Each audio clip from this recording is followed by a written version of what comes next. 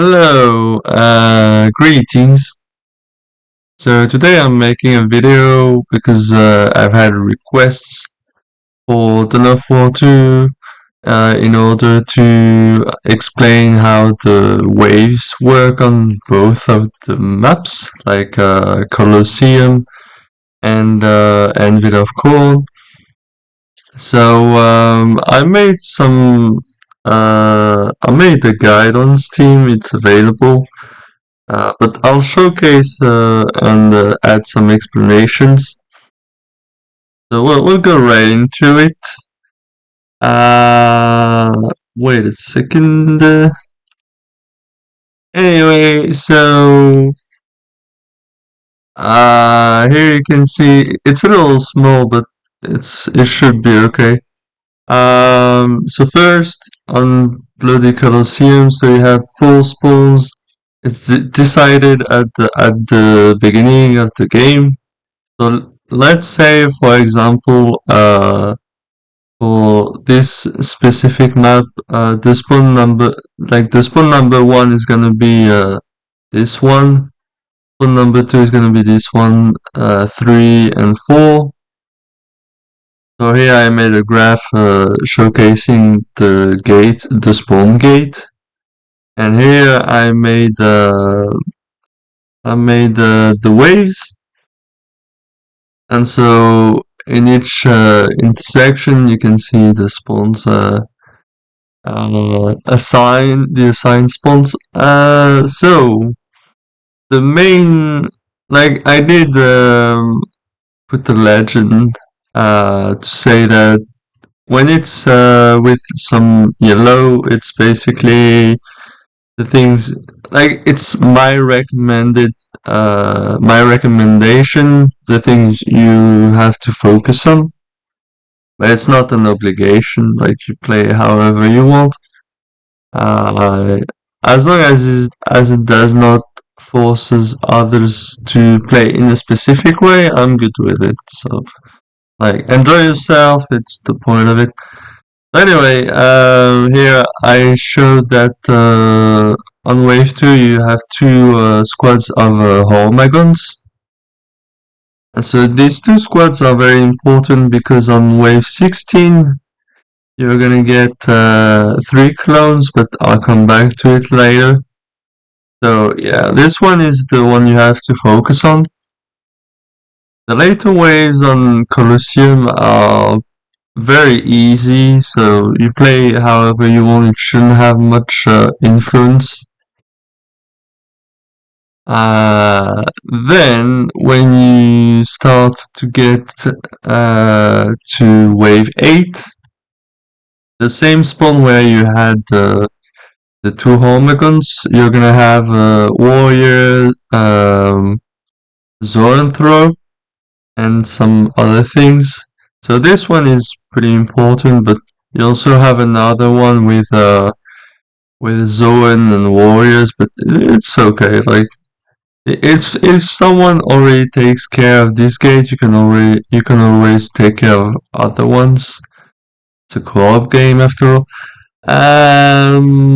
So wave 9, at the same gate you have banshees, like 9 squads. Keep in mind that I'm only adding the total number of enemies per spawn, like per wave. If you want the specific timers, there's a wiki available, which showcases the timers and names and everything.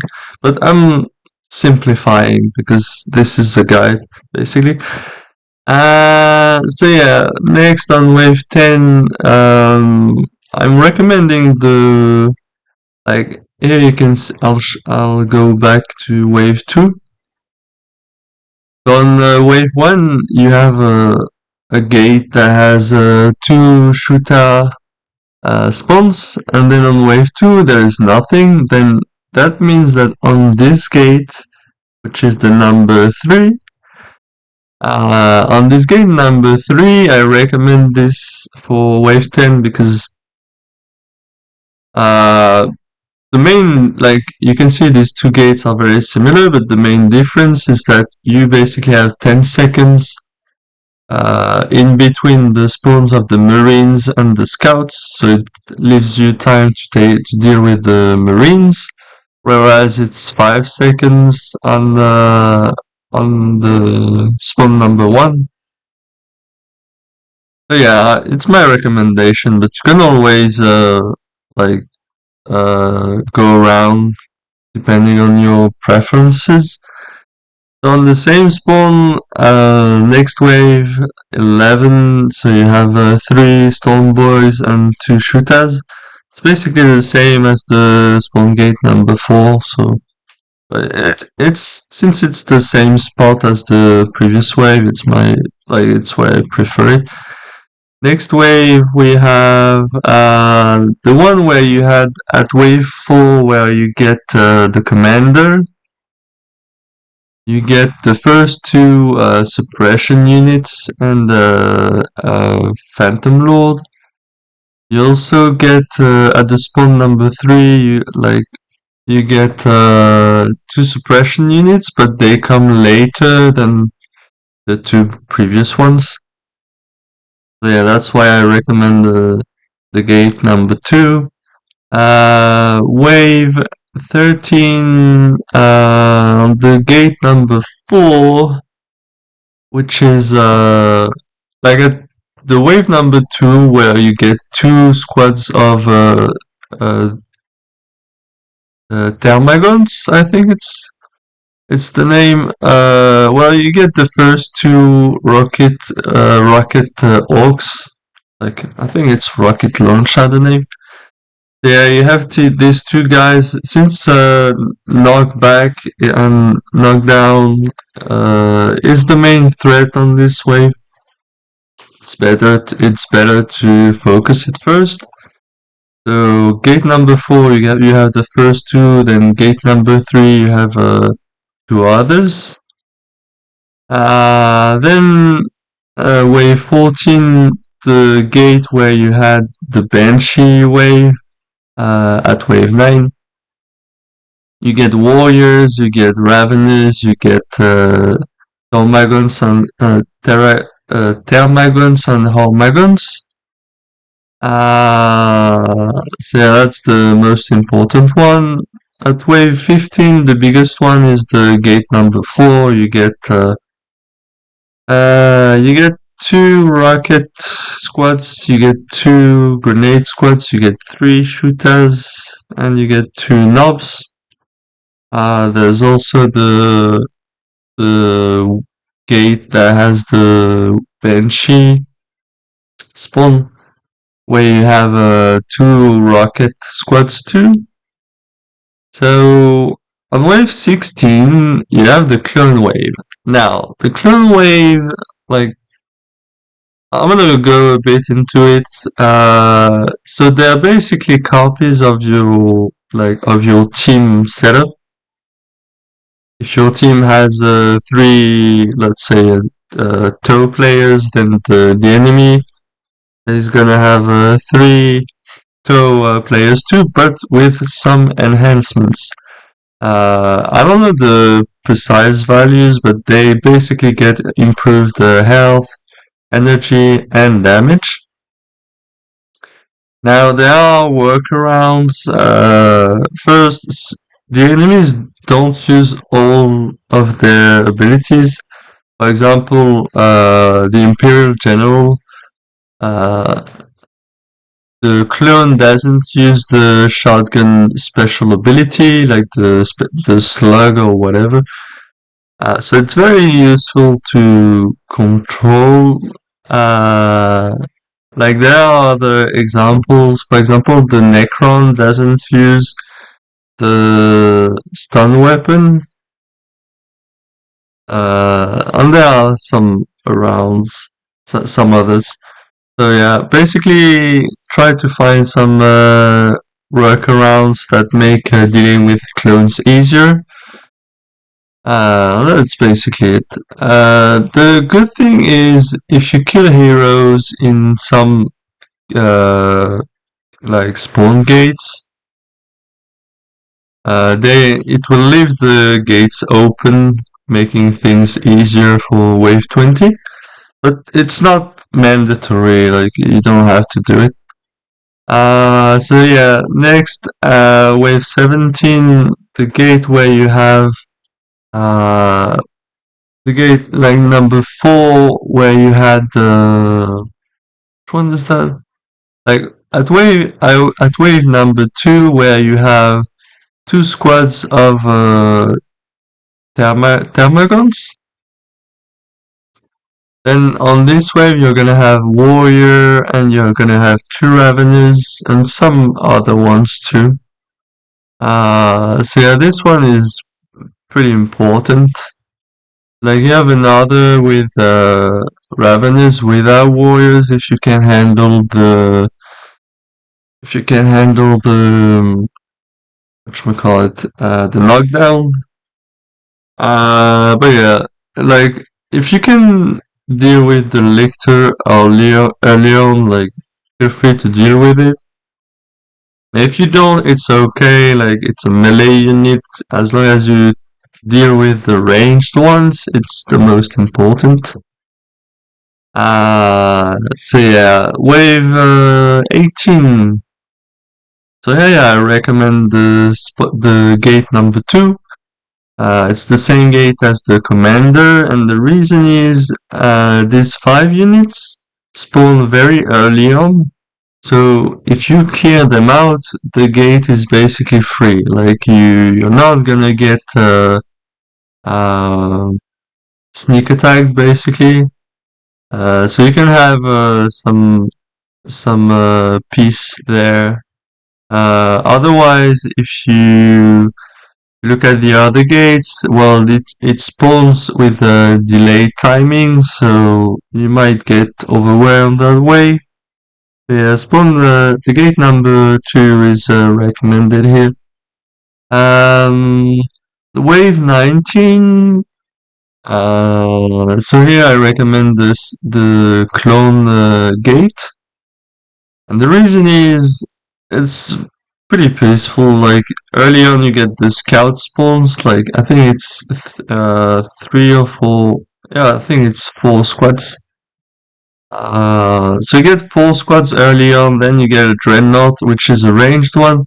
So the main reason I recommend ranged one is if you go in melee range, even for ranged attacks, if you go in melee range, they will struggle to attack you. You can just deal with them pretty quickly, and they're not too dangerous even in melee. So you can deal with it quickly and then move on to the Marines. The one I recommend then is this one, the gate number 4, because the Dreadnought spawns later than the Marines, whereas the gate number 3, the first Dreadnought spawns at the same time as the Marines. So yeah, first gate number 1 and then gate number 4.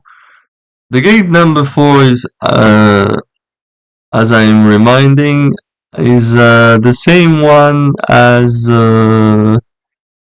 whatchamacallit, like where wave 1 you have 2 shooters, and wave no, it's the one where at wave 2 you get 2 Termagants squads.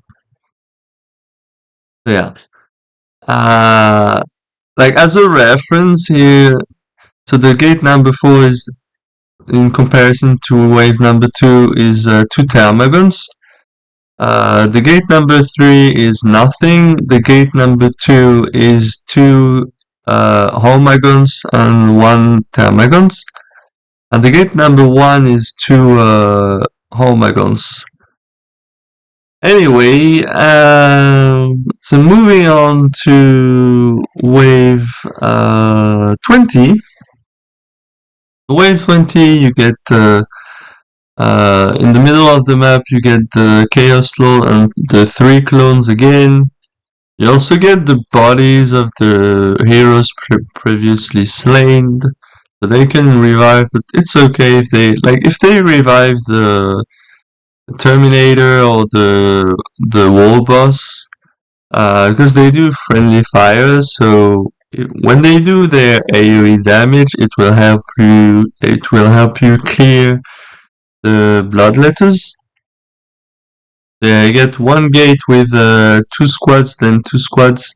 Another is the same, and the 2 others are one then one. The main recommendation here is if you can deal with the clones first, especially if they have a high range damage.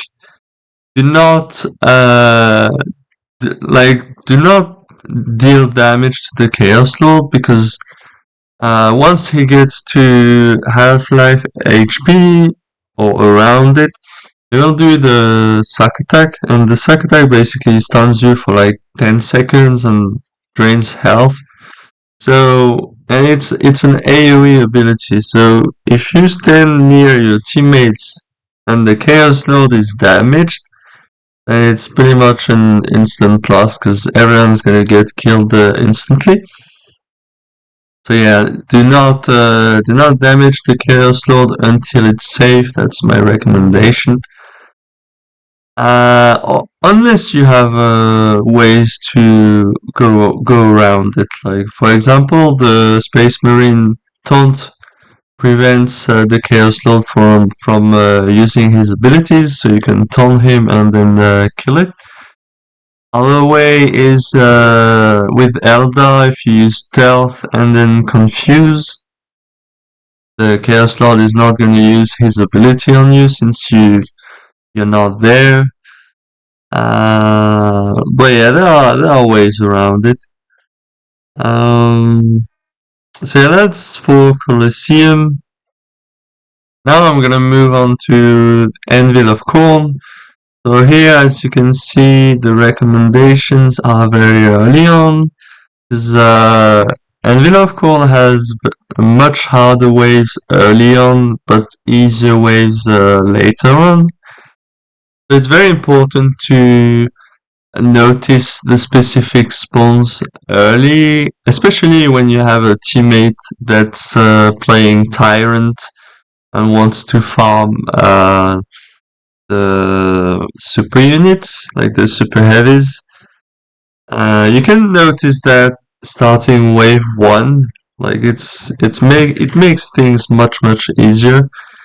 So wave 1, you're gonna have a gate with 4 heretics. The fuck? Yeah, 4 heretics spawns. So these 4 heretics are very important. First, like, don't underestimate them. I've lost games wave 1 because people did not focus them. But anyway, so wave 13, you can see here you have the Swarm Lord, and you get also the Battle Wagon and the Avatar. So, as soon as you notice the 4 heretics spawn, that means that's where those 3 super heavies are gonna be. So very important spawn. So yeah, the wave second you get 4 benches at this one. Then the suppression units. The wave number 4, I recommend this one because like the gate number 2, because it's where you get the first lictor. Wave number 4, you get the knobs. Wave number 6, there's no recommendation because it really depends on what your playstyle is. For example, if you have high AoE damage, I recommend focusing the Ogreens first, so like the gate number 1 or gate number 2.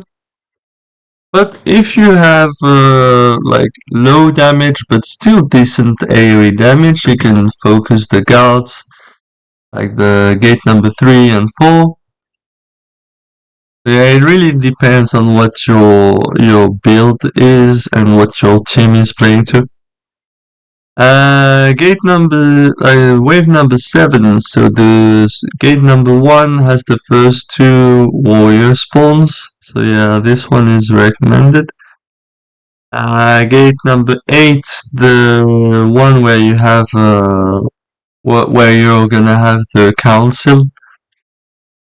You're gonna have the dreadnought and 2 marine squads. So this one is recommended. Same gate for wave number 9. Wave number 10, you have this gate is the one with the 4 banshee spawns at wave 2. So this one you're gonna have a big wave basically with 6 shooters, a dread and a knob. Wave number 11, so same gates. I recommend this one first because you have 3 banshee spawns.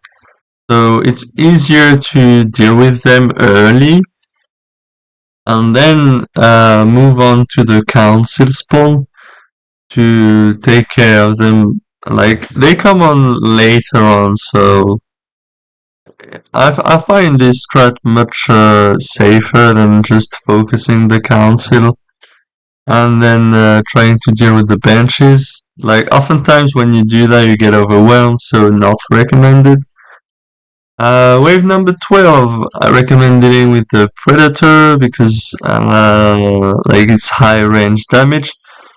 My recommendation, do not focus the Chaos Dreadnoughts because they have really high armor and their range damage is somewhat reasonable, so you don't have to consider them as a threat.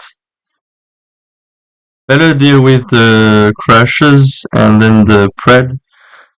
So yeah, 13 we get the swarm lord first, very important to deal with. Then you can move on and deal with the zoanthropes.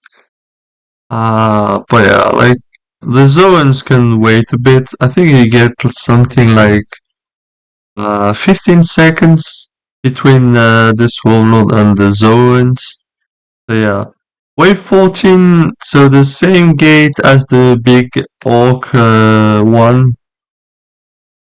You get first 2 squads of scouts, then 1 dreadnought, then 1 assault. I made a mistake. 1 assault marine, then you get 2 other scouts, and then you get 2 assault marines. It's a very big wave. It comes pretty early on, so it's a good focus to go on. And then once at the same timing, once the 2 squads of assault spawn, you can move on to the council spawn where you get the pred, the space marine pred, very high damage. Low health, but AoE damage and knockdown, so it's quite a threat, but to me it's not as threatening as the gate number 3. That's just my recommendation. Wave number 15, so same gate as the orc one, you get the 6 Ogryn squads. Then on the wave number 16, same one as the Swarm Lord and the Chaos Spread.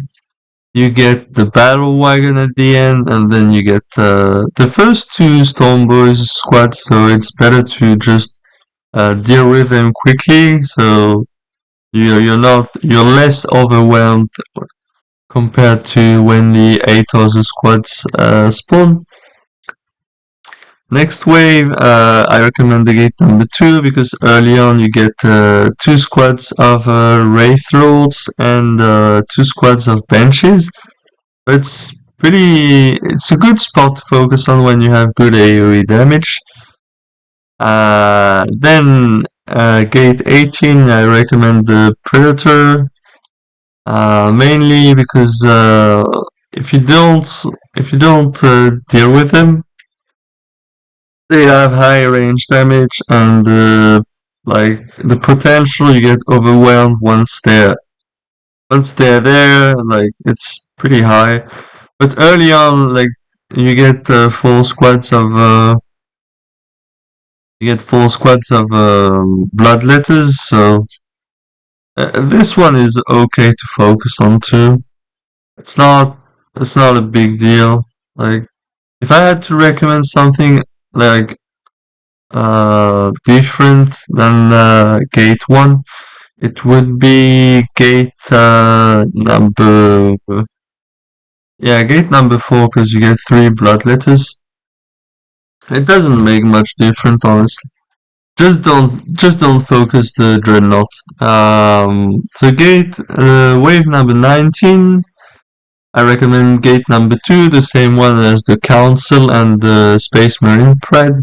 The reason is, even though the spawns are the same as gate number 1, the Lemanrus will spawn first, whereas this one will spawn like something like 10 or 15 seconds later. You have time to deal with this one. The catch here is to not focus the Baneblade. Like the Baneblade has slow move speed. It has decent range damage, but he spawns with Ogrins, and Ogrins, like, they're basically mid shield, so they're gonna come to you in melee range anyway. Better focus the high range damage, which is the 8 squads of Stormtroopers, and you also get 8 other ones. The 16, like, yeah, better focus those ones. But, it depends again on your playstyle. If you have a specific build, you can work around, that's basically it. So yeah, and then we come to wave 20. So wave 20, we get Gabriel Angelos and 3 Terminators. So here I recommend, if you can focus Angelos quickly, it's recommended because he does very high damage. And he can be suppressed, so that's good. But the Terminators, they're immune to knockdown, they have high health, they have, no, they're immune to suppression. If you can deal with them with good AoE, it's good. Then if you can't, like, it's not too bad, you can just work around it. The main focus here should be the gate where you have the big Ogryn wave, or the Orc one. It's the same one. It's also where you get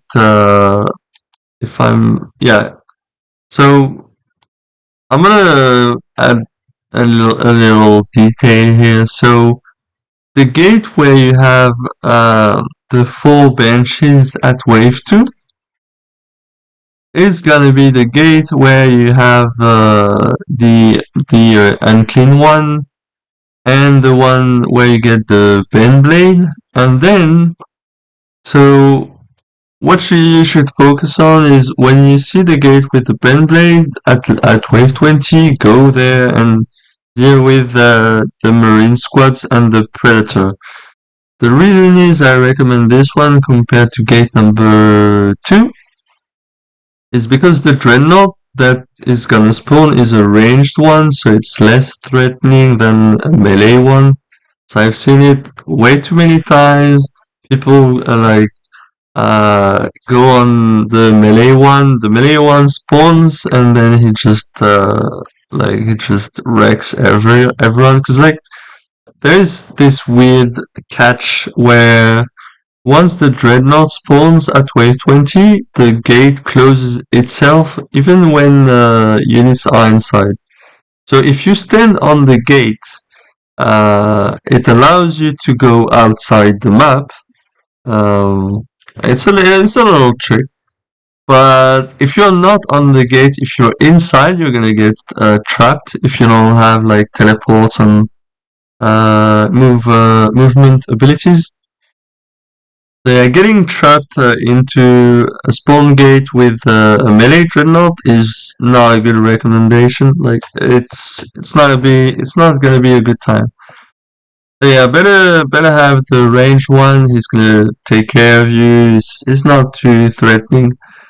So yeah, deal with this one and then deal with the other thread, and then you can work around. Like, do not better stay away from the Land Raider. Like, he has a reasonable damage. The highest damage comes in closer range. Like, if you melee damage or have a low range, then it becomes very threatening. Now, very important, if you catch the aggro of the Land Rider, do not retreat behind your teammates, because I've seen it way too many times again, but if you do that, the Land Rider is gonna come in range to attack you, which means that your teammates are gonna be in closer range to the Land Rider, and then they're gonna catch on the Melta, and they're gonna get wrecked basically, so yeah, stay away from the Land Rider, and if you catch the aggro, do not lure it to your teammates. Better lure it away, so if they attack it, they can do like bonus damage since they're hitting the back. But yeah, that's basically it. So you get on the guide you have a simplified version showcasing the important spawns. Then you have more in-depth ones for Bloody Colosseum, and then you have Anvil of Khorne. That's all for today. Um, yeah, I hope this is useful. Uh, if you need anything else, let me know. I'll try to do something about it. And in the meantime, take care of yourself, have a good time, and see you around.